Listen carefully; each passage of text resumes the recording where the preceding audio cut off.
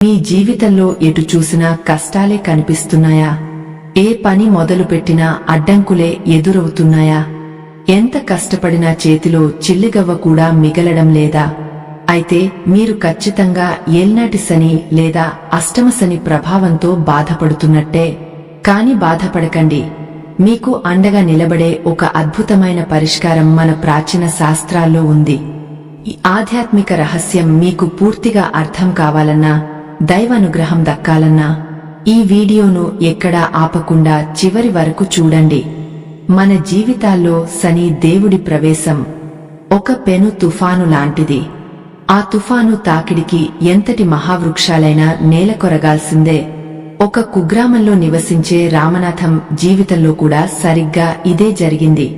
ఒకప్పుడు ఊర్లో పేరు మోసిన రైతుగా ఉండేవాడు. పచ్చని పొలాలతో, సిరి సంపదలతో ఎంతో ఆనందంగా, గౌరవంగా బతికేవాడు. కాని కాలం ఎప్పుడూ ఒకేలా ఉండదు కదా. ఏల్నాటి శని అతని జాతకంలోకి ప్రవేశించగానే పరిస్థితులన్నీ ఊహించని విధంగా తలకిందులు అయిపోయాయి. ఏ వైపు నుంచి చూసినా కష్టాలే. పీకల్లోతు అప్పుల ఊబిలో కూరుకుపోయాడు. ఎంతో ఆశగా పొలంలో వేసిన పంట ఏ మాత్రం చేతికి రాలేదు. అకాల వర్షాలతో సర్వస్వం నాశనం అయిపోయింది. కనీసం కట్టుకోవడానికి సరైన బట్టలు కూడా లేని దుస్థితి ఏర్పడింది. ఇంట్లో వాళ్లకి కడుపు నిండా ఒక్క పూటైనా అన్నం పెట్టలేని నిస్సహాయత ఆ తండ్రిని కలచివేసింది. చూస్తూ ఉండగానే అతని జీవితం ఎవరికీ కనిపించని ఒక చీకటి అగాధంలోకి పడిపోయింది. ఎవరిని సాయం అడిగినా ముఖం చాటేశారు. ఒకప్పుడు చుట్టూ తిరిగిన బంధువులు, ప్రాణ స్నేహితులు అందరూ అతన్ని చూసి ఆమడ దూరం జరిగేవారు. అతని గుండెల్లో చెప్పలేనంత బాధ. ప్రతి రాత్రి కన్నీరు మున్నీరుగా ఏడ్చేవాడు. మన పెద్దలు ఒక సామెత చెబుతారు కదా, మూలిగే నక్కమీద తాటికాయ పడ్డట్టు అని. రామనాథం పరిస్థితి కూడా అచ్చం అలాగే తయారైంది. అప్పుల వాళ్ల పోరు ఒకవైపు ఉంటే, ఆరోగ్యం క్షీణించి ఇంట్లో ప్రశాంతత కరువైంది. అలాంటి కఠినమైన సమయంలోనే వాళ్ల ఊర్లోకి ఒక వృద్ధ సాధువు వచ్చాడు. ఆ సాధువు ముఖంలో ఏదో తెలియని దివ్య తేజస్సు ప్రకాశిస్తోంది. అతని మాటల్లో ఎంతో ప్రశాంతత, సానుభూతి కనిపించాయి. రామనాథం ఆ సాధువు కాళ్లమీద పడి భోరున విలపిస్తూ తన బాధలన్నీ చెప్పుకున్నాడు.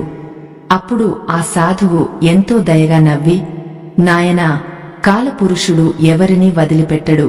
సాక్షాత్తు ఆ పరమశివుడే.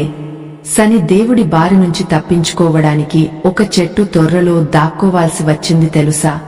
నువ్వు ఎన్ని కష్టాలు పడుతున్నావంటే దానికి ప్రధాన కారణం నీ జాతకంలో ఉన్న అష్టమ శని ప్రభావమే. కర్మ ఫలాలను అనుభవించక తప్పదు అన్నాడు. సాధువు మాటలు విన్న రామనాథం గుండెలు బాదుకుంటూ, స్వామి, ఈ కష్టాల నుంచి బయటపడే దారి అసలే లేదా? నా కుటుంబాన్ని నేను ఎలా బతికించుకోవాలి అని ప్రాధేయపడ్డాడు. అప్పుడు ఆ సాధువు, నాయనా, రోగమున్న చోటే మందు కూడా ఖచ్చితంగా ఉంటుంది. శని దేవుడు కేవలం శిక్షించేవాడు కాదు, గొప్ప న్యాయాధికారి. ఆయన తప్పులను శిక్షిస్తాడు, అలాగే పశ్చాత్తాపపడితే క్షమిస్తాడు కూడా. ఈ దోషాలు పోవాలంటే నువ్వు తక్షణమే రావి చెట్టును ఆశ్రయించాలి అన్నాడు. రావి చెట్టు మన సనాతన హిందూ సంప్రదాయంలో సాక్షాత్తు శ్రీ మహావిష్ణువు స్వరూపంగా పూజలందుకుంటుంది. ఆ చెట్టు మొదలులో బ్రహ్మదేవుడు, మధ్య భాగంలో విష్ణుమూర్తి, చివర్లలో పరమశివుడు కొలువై ఉంటారని మన పురాణాలు ఘోషిస్తున్నాయి. శనివారం నాడు ఎవరైతే భక్తి శ్రద్ధలతో రావి చెట్టు దగ్గరకు వెళతారో వారికి శని దేవుడి అనుగ్రహం ఖచ్చితంగా లభిస్తుంది. నీ బాధలన్నీ పొగమంచులా పటాపంచలు అవుతాయి అని ఆ సాధువు ఎంతో దయగా వివరించాడు. రామనాథం కళ్లలో చనిపోయిందనుకున్న చిన్న ఆశ మళ్లీ చిగురించింది. ఇన్నాళ్లుగా పడుతున్న నరక యాతన నుంచి బయటపడే ఒక అద్భుతమైన మార్గం దొరికిందని మనసులోనే సంతోషించాడు. సాధువు చెప్పిన మాటలు అతని చీకటి జీవితంలో ఒక ఆశాజ్యోతిలా వెలిగాయి. ఆయనలో కొత్త ఉత్సాహం నింపాయి. కాని అసలు శనివారం రోజు రావి చెట్టు దగ్గర ఎలా వెళ్ళాలి, ఎలాంటి పూజ చేయాలి, ఏ నూనెతో దీపం వెలిగించాలి అనే సవివరమైన విషయాలు తెలుసుకోవాలని అతను తీవ్రంగా ఆరాటపడ్డాడు. ఆ సాధువు కూడా అతన్ని శాంతపరిచి ఆ పూజా విధానాన్ని వివరంగా అంచెలంచెలుగా చెప్పడం మొదలుపెట్టాడు. రావి చెట్టు ప్రదక్షిణలు కేవలం ఆధ్యాత్మికంగానే కాదు, ఆరోగ్యపరంగా కూడా మన దేహానికి స్వచ్ఛమైన ప్రాణవాయువును ఎలా ఇస్తాయో, మన పూర్వ జన్మ కర్మలను కూడా అగ్నిలో పడ్డ కర్పూరంలా అలాగే నశింపజేస్తాయి. ఆ చెట్టు నుంచి వచ్చే గాలిలో ఎంతో సానుకూల శక్తి దాగ ఉంటుంది. ఈ పవిత్రమైన పూజకు కావలసినవి చాలా సామాన్యమైన, ఇంట్లో దొరికే వస్తువులు మాత్రమే. స్వచ్ఛమైన నువ్వుల నూనె, కొత్త మట్టి ప్రమిదలు, కొద్దిగా నల్ల నువ్వులు, ఇవి మాత్రమే చాలు ఆ శని దేవుడిని ప్రసన్నం చేసుకోవడానికి. కాని అసలైన రహస్యం పూజా ద్రవ్యాల్లో లేదు. మనం పూజ చేసే సమయంలో మన మనసులో ఉండే నిశ్చలమైన భక్తిలో, విశ్వాసంలో ఉంది. ఎటువంటి స్వార్థం లేకుండా సంపూర్ణ శరణాగతితో ఆ రావి చెట్టును ప్రార్థిస్తే ఎంతటి కఠినమైన శని దోషమైనా ఇట్టే మాయమైపోతుంది అని భరోసా ఇచ్చాడు. ఆ సాధువు చెప్పిన మాటలు విన్నాక రామనాథం మనసులో ఉన్న భయాలన్నీ మెల్లగా మాయం కావడం మొదలయ్యాయి. ఆయన మాటలు ఒక చల్లని చిరుగాలిలా అతని తపించిపోతున్న గుండెను తాకాయి. ఆ రాత్రి ఎలాగోలా నిద్రపోయి మరుసటి రోజు కోసమే ఎంతో ఆశగా ఎదురుచూశాడు. మరుసటి రోజు శనివారం. తెల్లవారుజామునే సూర్యుడు ఇంకా పూర్తిగా రాకముందే రామనాథం నిద్రలేచాడు. చల్లటి నీళ్లతో తలస్నానం చేసి ఉతికిన శుభ్రమైన బట్టలు కట్టుకున్నాడు. మనసు నిండా ఎంతో భక్తిని నింపుకుని, స్వామి నన్ను కరుణించు తండ్రి అని మనసారా వేడుకున్నాడు. పూజ కోసం సాధువు చెప్పినవన్నీ ఎంతో శ్రద్ధగా ఒక పళ్ళెంలో సిద్ధం చేసుకున్నాడు. కొత్త మట్టి ప్రమిదలు, స్వచ్ఛమైన నువ్వుల నూనె, కొద్దిగా నల్ల నువ్వులు, అగరుబత్తీలు పళ్ళెంలో సర్దుకున్నాడు. ఆ పూజా సామగ్రి పట్టుకుని ఊరి చివర ఉన్న పురాతన రావి చెట్టు దగ్గరకు బయలుదేరాడు. దారి పెడవున ఆయన అడుగులు తడబడుతున్నా మనసులో మాత్రం ఏదో తెలియని ప్రశాంతత ఆవరించి ఉంది. ఆ శని దేవుడి దయ ఎలాగైనా పొందాలన్నదే అతని ఏకైక లక్ష్యం. ఆ ఊరి చివర ఉన్న రావి చెట్టు ఎన్నో వందల ఏళ్ల నాటిది. ఎంతో విశాలంగా పరుచుకుని ఉంది. ఆ చెట్టు దగ్గరకు వెళ్లగానే అక్కడి వాతావరణం ఎంతో పవిత్రంగా, ప్రశాంతంగా అనిపించింది. చెట్టు ఆకుల మధ్య నుంచి వస్తున్న చల్లటి గాలి అతని ఒంటికి తగలగానే ఎంతో హాయిగా అనిపించింది. ఆ గాలి పీల్చగానే అతనిలో ఉన్న అలసట అంతా ఒక్కసారిగా మాయమైపోయింది. శాస్త్రాల ప్రకారం రావి చెట్టు వదిలే గాలిలో స్వచ్ఛమైన ప్రాణవాయువు ఎక్కువగా ఉంటుంది. ఏల్నాటి శనితో మానసికంగా కుంగపోయిన వారికి ఈ గాలి ఒక దివ్యోషధంలా పనిచేస్తుంది. ప్రతికూల ఆలోచనలతో సతమతమయ్యే బుర్రలకు ఆ ప్రాణవాయువు అద్భుతమైన సాంత్వన ఇస్తుంది. అందుకే రావి చెట్టు ప్రదక్షిణలు చేయమని మన పూర్వీకులు ఎంతో ముందు చూపుతో మనకు చెప్పారు. రామనాథం ఆ చెట్టు మొదలుకు నమస్కరించి తనను ఆవరించిన కష్టాలన్నీ తొలగిపోవాలని భక్తిగా వేడుకున్నాడు. కన్నీళ్లతో చెట్టును స్పృశించి తన బాధలను ఆ వృక్షరాజానికి మౌనంగా చెప్పుకున్నాడు. చెట్టు చుట్టూ నెమ్మదిగా, ఎంతో శ్రద్ధగా ప్రదక్షిణలు చేయడం మొదలుపెట్టాడు. ప్రతి అడుగులోనూ ఆ శనీశ్వరుని తన తప్పులు క్షమించమని వేడుకుంటూనే ఉన్నాడు. ప్రదక్షిణలు చేస్తున్నప్పుడు రావి చెట్టు నుంచి వచ్చే స్వచ్ఛమైన గాలి అతనిలో నూతన శక్తిని నింపింది. అతని మెదడులో ఉన్న భారమంతా మెల్లమెల్లగా తగ్గిపోతున్నట్లు అనిపించింది. ఆకుల గలగల శబ్దాలు ఏదో అదృశ్య శక్తి అతనికి ధైర్యం చెబుతున్నట్టుగా వినిపించాయి. ఏల్నాటి శని ప్రభావంతో కుమిలిపోతున్న అతనికి ఆ చెట్టు నీడ ఒక కన్నతల్లి ఒడిలా అనిపించింది. ప్రదక్షిణలు ముగిశాక రామనాథం చెట్టు ముందు కూర్చుని ప్రమిదలను సిద్ధం చేశాడు. మట్టి ప్రమిదలలో ఆ స్వచ్ఛమైన నువ్వుల నూనె పోసి అందులో కొన్ని నల్ల నువ్వులు వేశాడు. నూనెలో నువ్వులు వేయడం వల్ల శని దేవుడికి ఎంతో ప్రీతి కలుగుతుందని ఆ సాధువు ముందుగానే చెప్పాడు. ఆ నూనె వాసనలో ఎంతో పురాతనమైన పవిత్రత దాగి ఉన్నట్టు అతనికి అనిపించింది. ఆ ప్రమిదల్లో కొత్త వత్తులు వేసి ఎంతో భక్తి శ్రద్ధలతో రామనాథం దీపం వెలిగించాడు. ఆ దీపపు కాంతిలో రామనాథం ముఖం ఎంతో ప్రశాంతంగా వెలిగిపోయింది. ఆ చిన్న దీపం అతని చీకటి జీవితంలో కొత్త వెలుగులు నింపబోతోందని అతనికి బలంగా అనిపించింది. 2 చేతులు జోడించి కళ్ళు మూసుకుని శని దేవుని మహామంత్రం జపించడానికి సిద్ధమయ్యాడు.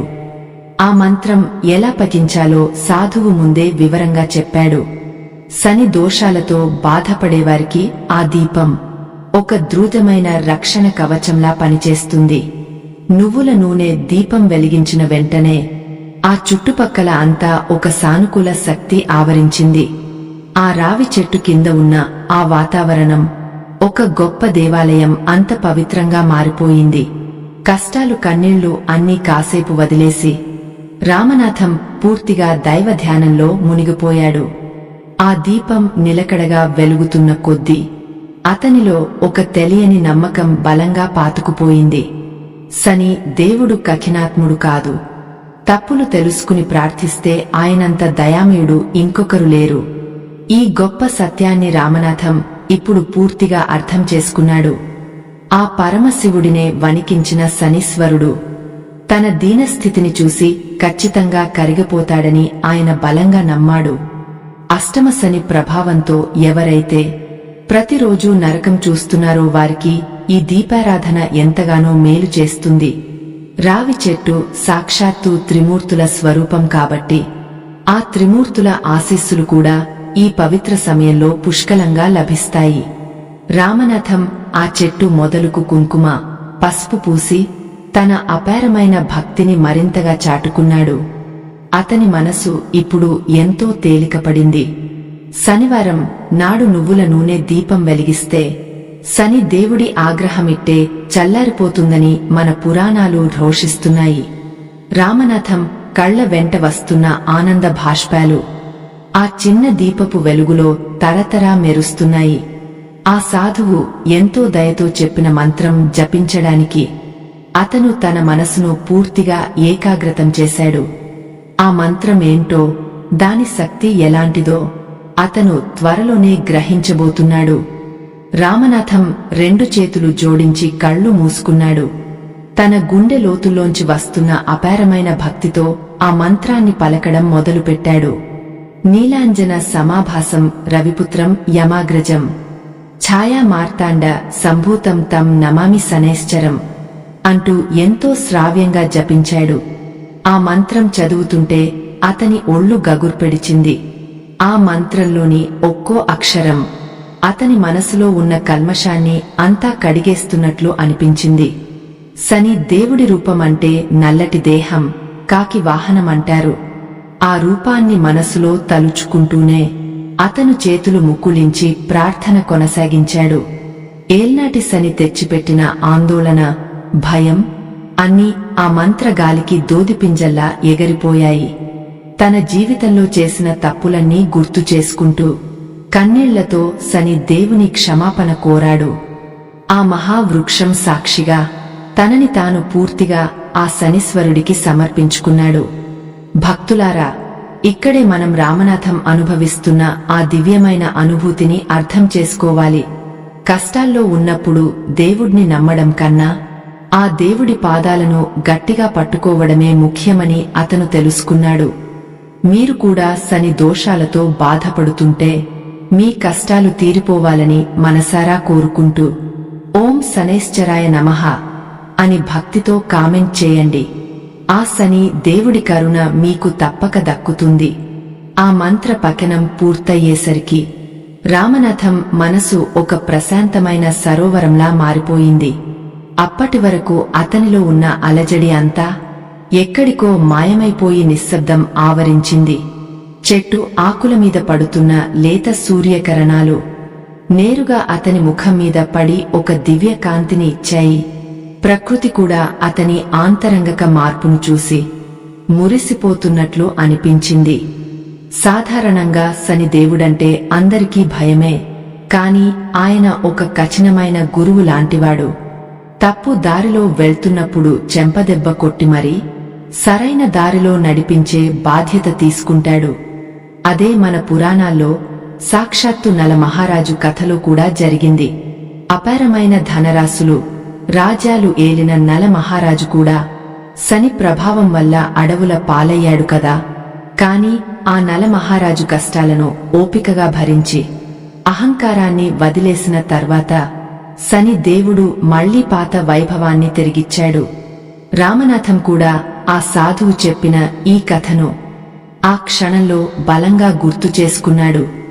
ఎన్ని కష్టాలు వచ్చినా ఓపికతో నిలబడాలనే ఒక గొప్ప ధైర్యం అతని గుండెల్లో నాటుకుంది. ఆ శనీశ్వరుని కరుణ ఖచ్చితంగా దొరుకుతుందని అతని అంతరాత్మ ఘోషించింది. దీపం వెలుగు నెమ్మదిగా ఆ మట్టి ప్రమిదలో ఆడుకుంటోంది. గాలికి ఆ దీపం కొడిగట్టకుండా అతను తన 2 చేతులను అడ్డుగా పెట్టాడు. ఆ నువ్వుల నూనె వాసన చుట్టుపక్కల పరిసరాలన్నింటినీ ఎంతో పవిత్రంగా మార్చేసింది. ఆ సువాసన అతని మనసులోని అలజడులన్నింటినీ పూర్తిగా తగ్గించేసింది. రావి చెట్టు మొదలు దగ్గర వదిలిన ఆ నల్ల నువ్వులను అక్కడున్న చిన్న చిన్న చీమలు మోసుకుపోవడం రామనాథం గమనించాడు. అది చూసి అతని మనసులో ఏదో తెలియని అమితమైన ఆనందం వెల్లివరిసింది. మూగజీవాలకు ఆహారం పెట్టడం కూడా శని దేవునికి ఎంతో ఇష్టమైన పని అని అతనికి తెలుసు. ప్రతి శనివారం ఇలాగే తెల్లవారుజామునే లేచి రావి చెట్టు దగ్గరకు రావాలని అతను తన మనసులో గట్టిగా నిశ్చయించుకున్నాడు. ఈ నియమాన్ని జీవితాంతం తప్పకుండా పాటిస్తానని మనస్ఫూర్తిగా దేవుడికి మాటిచ్చాడు. ఆ చెట్టు ఇచ్చే ప్రాణవాయువు కేవలం ఊపిరితిత్తులకే కాదు, తన ఆలోచనలకు కూడా ప్రాణం పోస్తుందని నమ్మాడు. స్వచ్ఛమైన ఆ గాలి పీల్చుకుంటూ ఆ పవిత్ర స్థలం నుంచి కదలడానికి అతనికి ఏమాత్రం మనసొప్పలేదు. కాని ఇంటికి వెళ్లి కొత్త జీవితాన్ని దైవబలంతో మొదలు పెట్టాలన్న ఆశ అతన్ని ముందుకు నడిపించింది. ఇంటి ముఖం పట్టిన రామనాథం అడుగుల్లో ఇంతకు ముందున్న నీరసం ఏమాత్రం కనిపించడం లేదు. ఏదో ఒక అదృశ్య శక్తి అతని వెన్నంటి ఉండి నడిపిస్తున్నట్లుగా అతనికి అనిపించింది. పచ్చని పొలాల మధ్య నుంచి నడుచుకుంటూ వెళుతుంటే ఆ ప్రకృతి సౌందర్యం అతనికి కొత్తగా పరిచయమైనట్లు తోచింది. అతని కళ్లలో ఇప్పుడు కన్నీళ్లు లేవు, కేవలం భవిష్యత్తు మీద ఒక బలమైన నమ్మకం మాత్రమే కొట్టొచ్చినట్లు కనిపిస్తోంది. ఆ శని దేవుని అనుగ్రహం తనపై పడిందని అతనికి పూర్తిగా అర్థమైపోయింది. ఆ ఊరి వాతావరణం కూడా ఇప్పుడు రామనాథం కళ్లకు ఎంతో కొత్తగా, ఆనందంగా కనిపిస్తోంది. రోజూ చూసే మనుషులు, రోజూ నడిచే దారులు అన్నీ ఏదో శుభవార్తను మోసుకొస్తున్నట్టుగా అనిపించాయి. ఏల్నాటి శని తనను ఎంతగా కుంగదీసిందో ఈ రావి చెట్టు ప్రదక్షిణ తనను అంతకంటే ఎత్తుకు తీసుకెళ్తుందని అతను మనసారా విశ్వసించాడు. ఆ నమ్మకమే మనిషికి అసలైన బలమని మన గ్రంథాలు చెబుతున్నాయి. ఆ బలం పుంజుకున్న అతనిలో పాత రోజులు మళ్లీ వస్తాయన్న ధీమా పెరిగింది. ఇంటికి చేరుకోగానే తన భార్యాపిల్లల ముఖాల్లో కూడా ఏదో తెలియని మార్పును గమనించాడు. ఇన్నాళ్లు నిరాశతో ఆవరించి ఉన్న ఆ ఇల్లు ఇప్పుడు కొద్దిగా కాంతివంతంగా, కలకలలాడుతూ కనిపించింది. రామనాథం ముఖంలోని ఆ ప్రశాంతత చూసి వాళ్లలో కూడా ఒక కొత్త ధైర్యం చిగురించింది. భగవంతుని మీద భారం వేస్తే ఏ కష్టమైనా ఇట్టే కరిగిపోతుందన్న నిజం వాళ్లకు కూడా అర్థమైంది. ఆ రోజంతా ఇంట్లో అందరూ ఎంతో ప్రశాంతంగా, సంతోషంగా గడిపారు. రాబోయే రోజులు ఎలా ఉండబోతున్నాయో రామనాథం మనసులో ఇప్పుడు ఏమాత్రం ఆందోళన లేదు. కాలం ఎప్పుడూ ఒకేలా ఉండదని, కష్టాల తర్వాత సుఖాలు రాక తప్పదని అతనికి పూర్తిగా అర్థమైపోయింది. ఉదయం రావి చెట్టు దగ్గర వెలిగించిన ఆ నువ్వుల నూనె దీపం అతని అంతరంగంలో ఉన్న చీకట్లను శాశ్వతంగా తరిమేసింది. భగవంతుడి పాదాలు పట్టుకున్నాక ఇక తనకెలాంటి భయమూ లేదని అతను గట్టిగా నమ్మాడు. రోజులు నెమ్మదిగా గడుస్తున్నాయి. రామనాథం కుటుంబంలో మునుపటి సంతోషం మళ్లీ మొగ్గతొడగడం మొదలైంది. అప్పుల వాళ్ల ఒత్తిడి కూడా ఆశ్చర్యకరంగా తగ్గుముఖం పట్టింది. వాళ్లు కూడా ఇతని పరిస్థితిని అర్థం చేసుకుని కొంత సమయం ఇవ్వడానికి దయతో అంగీకరించారు. ఇదంతా ఆ శనీశ్వరుని కరుణేనని రామనాథం ప్రతిక్షణం మనసులో కృతజ్ఞతలు తెలుపుకుంటూనే ఉన్నాడు. ప్రతి శనివారం వస్తుందంటే చాలు రామనాథం మనసులో ఎంతో ఉత్సాహం ఉప్పొంగేది. తెల్లవారుజామునే లేచి తలస్నానం చేసి రావి చెట్టు దగ్గరకు వెళ్లడం ఆయనకు ఒక పవిత్రమైన అలవాటుగా మారిపోయింది. ఆ చెట్టు చుట్టూ ప్రదక్షిణలు చేస్తున్నప్పుడు తనలో ఒక కొత్త శక్తి ప్రవహిస్తున్నట్లు ఆయనకు అనిపించేది. ఆ రావి ఆకులు గాలికి చేసే సవ్వడి అతనికి వేద మంత్రాల్లాగా పవిత్రంగా వినిపించేవి. ఆ రావి చెట్టు చుట్టూ ఉన్న గాలిలో ఏదో ఒక తెలియని మహత్తు దాగ ఉన్నట్లు అతనికి అనిపించేది. ఆకులు చేసే గలగల శబ్దాలు ఆయన మనసులోని మానసిక గాయాలను పూర్తిగా మాన్పాయి. ఎంతలా అంటే తన పాత కష్టాలను తలుచుకుని ఇప్పుడు ఆయన ఏమాత్రం కుమిలిపోవడం లేదు. ఆ కష్టాలే తనకు దైవ భక్తిని నేర్పించాయని ఎంతో సంతోషపడుతున్నాడు. మన పురాణాల్లో విక్రమాదిత్యుని కథ వినే ఉంటారు. ఎంతటి గొప్ప మహారాజు అయినా ఏల్నాటి శని పట్టగానే రాజ్యభ్రష్టుడే అష్టకష్టాలు పడ్డాడు కదా. కాని ఆయన కూడా శని దేవుని మహిమను గుర్తించి మనసారా పూజించాకే తిరిగి తన సామ్రాజ్యాన్ని పొందగలిగాడు.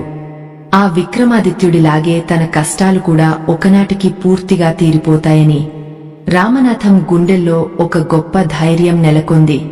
రావి చెట్టు దగ్గర వాతావరణం ఎప్పుడూ ఎంతో స్వచ్ఛంగా ప్రశాంతంగా ఉండేది. అక్కడ పీల్చే గాలి అతని నరనరాల్లో ఒక దివ్యమైన ఉత్తేజాన్ని నింపేది. ప్రాణవాయువు పుష్కలంగా అందడం వల్ల అతని ఆరోగ్య పరిస్థితి కూడా మునుపటి కంటే ఎంతో మెరుగైంది. ఒకప్పుడు నీరసంగా మూలన కూర్చునేవాడు. ఇప్పుడు ఎంతో చురుకుగా తన పనులన్నీ స్వయంగా చేసుకోగలుగుతున్నాడు. శని దేవుడి అనుగ్రహం తోడు కావడంతో రామనాథం మళ్లీ వ్యవసాయం వైపు అడుగులు వేశాడు. మునుపటిలాగే పొలంలో ఎంతో కష్టపడి పనిచేయడం మొదలుపెట్టాడు. ఈసారి ప్రకృతి కూడా అతనికి పూర్తిగా సహకరిస్తున్నట్లు అనిపించింది. అతను వేసిన విత్తనాలు ఎంతో ఏపుగా పెరిగా పచ్చని పైరుతో పొలమంతా కళకళలాడుతూ కనిపించింది. ఆ పచ్చదనం చూసి అతని కళ్లల్లో ఆనంద భాష్పాలు రాలాయి. ఒకప్పుడు ఇతన్ని చూసి ముఖం చాటేసిన ఊరి జనాలు కూడా ఇప్పుడు రామనాథంని ఆప్యాయంగా పలకరించడం మొదలుపెట్టారు. అతనిలో వచ్చిన ఈ గొప్ప మార్పు చూసి ఆశ్చర్యంతో నోరెళ్లబెట్టారు. రామనాథం పడ్డ కష్టం, శని దేవుడి పట్ల అతను చూపిస్తున్న భక్తి ఊర్లో వాళ్లందరికీ ఒక ఆదర్శంగా నిలిచింది. భగవంతుడిని నమ్మితే ఎంతటి అద్భుతమైన మార్పు వస్తుందో అందరూ ప్రత్యక్షంగా చూశారు.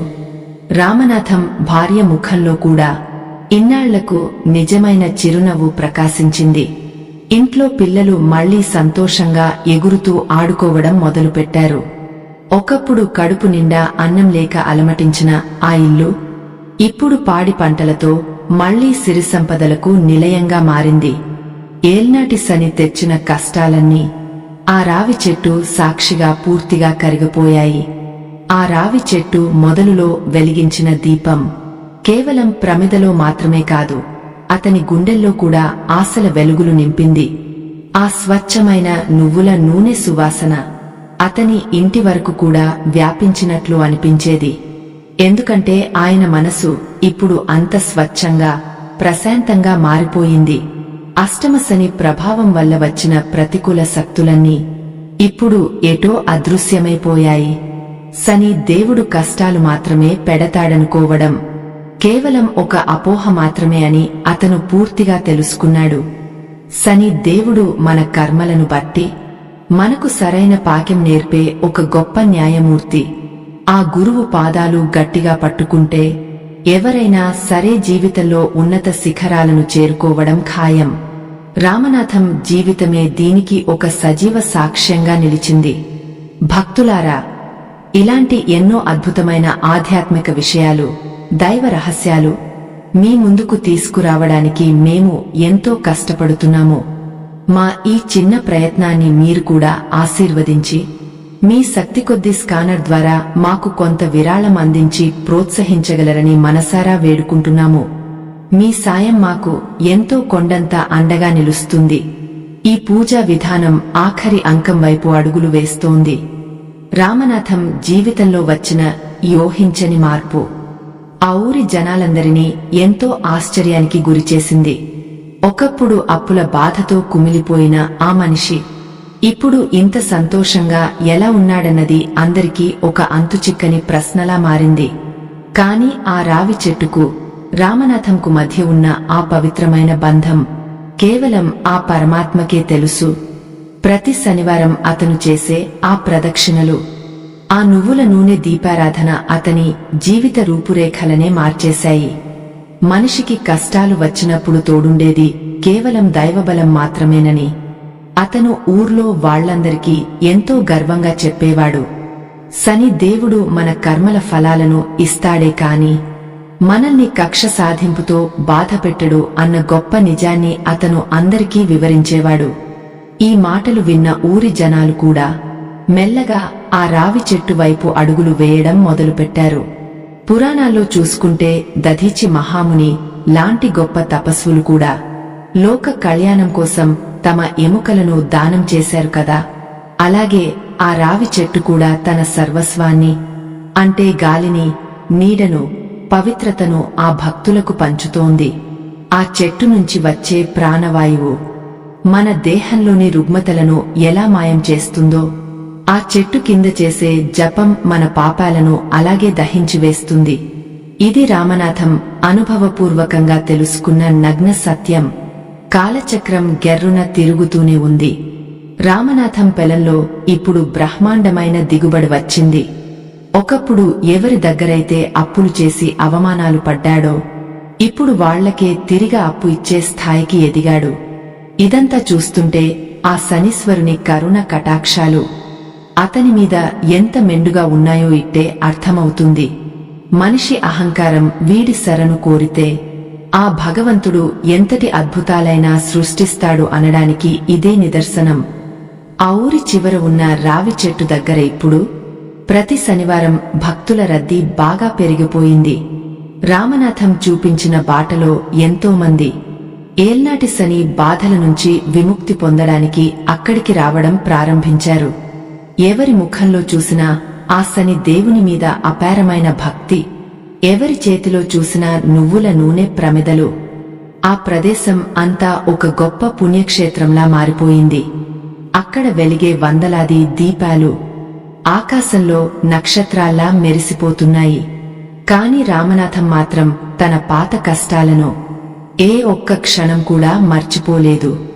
తన దగ్గరకు వచ్చి సాయం అడిగిన ప్రతి పేదవాడికి తన వంతుగా ఎంతో కొంత సాయం చేస్తూనే ఉన్నాడు. అన్నదానం చేయడం, మూగజీవాలకు ఆహారం పెట్టడం, ఇవన్నీ తన జీవితంలో ఒక ముఖ్యమైన భాగంగా మార్చుకున్నాడు.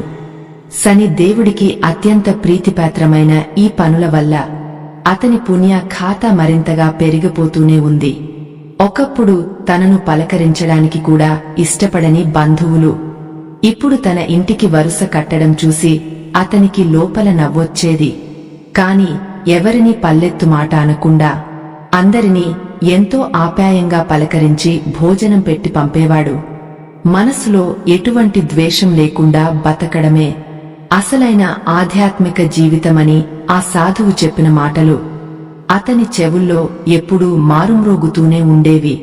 ప్రతి శనివారం రావి చెట్టు దగ్గర ఆ చెట్టు మొదలును తాకి నమస్కరించేటప్పుడు అతని రోమాలు ఇప్పటికీ నిక్కబొడుచుకుంటాయి.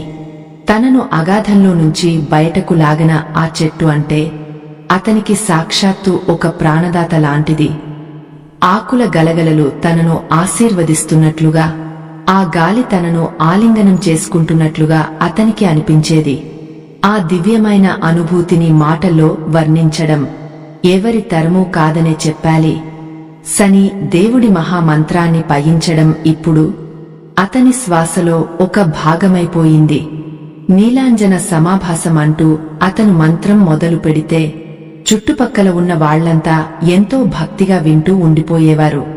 ఆ మంత్రంలో ఉన్న శక్తి, ఆ శబ్దంలో ఉన్న ప్రకంపనలు అక్కడున్న వారి మనసుల్లోని భయాలను పటాపంచలు చేసేవి. ఏల్నాటి శని అంటే భయం కాదు, భక్తి ఉండాలని వాళ్లందరికీ ఇప్పుడు బాగా అర్థమైంది. జీవితంలో ఎన్నడూ ఊహించని ఈ ప్రశాంతతను చూసి రామనాథం భార్య కళ్లలో ఎప్పుడూ ఆనంద భాష్పాలు రాలుతూనే ఉండేవి. తన భర్త పడిన వేదన, ఇప్పుడు అతను పొందుతున్న గౌరవం, ఇదంతా చూసి ఆమె మనసు ఉప్పొంగిపోయేది. ప్రతిరోజూ దేవుడి గదిలో దీపం వెలిగించి ఆ శనీశ్వరుడికి సాష్టాంగ నమస్కారం చేసేది.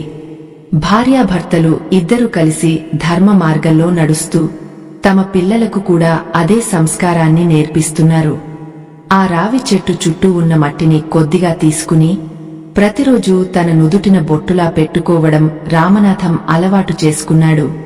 ఆ పవిత్రమైన మట్టి తనను అన్ని దుష్ట శక్తుల నుంచి కాపాడుతుందని అతను ప్రగాఢంగా విశ్వసించాడు. నువ్వుల నూనె వాసన, ఆ మట్టి వాసన కలిసి అతనికి ఒక దివ్యమైన లోకంలో ఉన్న అనుభూతిని ఇచ్చేవి.